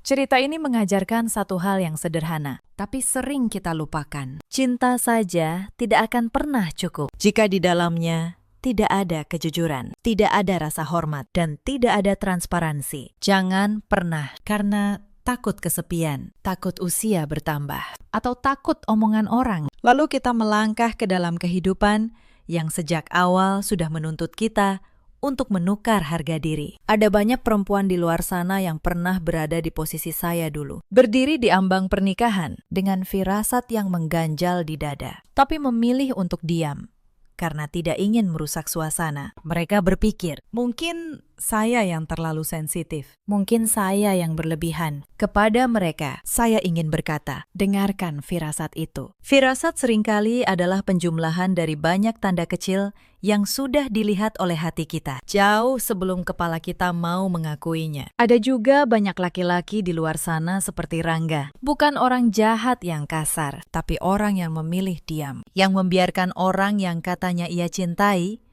berjalan menuju jebakan demi menyenangkan keluarganya. Ingatlah, diam di saat yang salah juga merupakan sebuah pengkhianatan. Dan ada pula para ibu mertua seperti Bu Hartini yang melihat menantu bukan sebagai anak, melainkan sebagai pintu menuju sesuatu yang mereka inginkan. Mereka membungkus perhitungan dengan senyuman dan menyebut keserakahan sebagai kasih sayang. Pada akhirnya, kepura-puraan seperti itu selalu meninggalkan mereka dengan tangan kosong. Pelajaran terbesar dari cerita ini adalah seorang perempuan perlu mandiri. Mandiri secara finansial, mandiri secara emosional, dan berani menetapkan batas. Seseorang yang benar-benar mencintaimu tidak akan pernah menjadikanmu sebagai aset. Ia tidak akan menganggap pengorbananmu sebagai sesuatu yang biasa. Dan ketika kamu cukup kuat untuk memilih dirimu sendiri, kamu tidak akan lagi takut kehilangan siapapun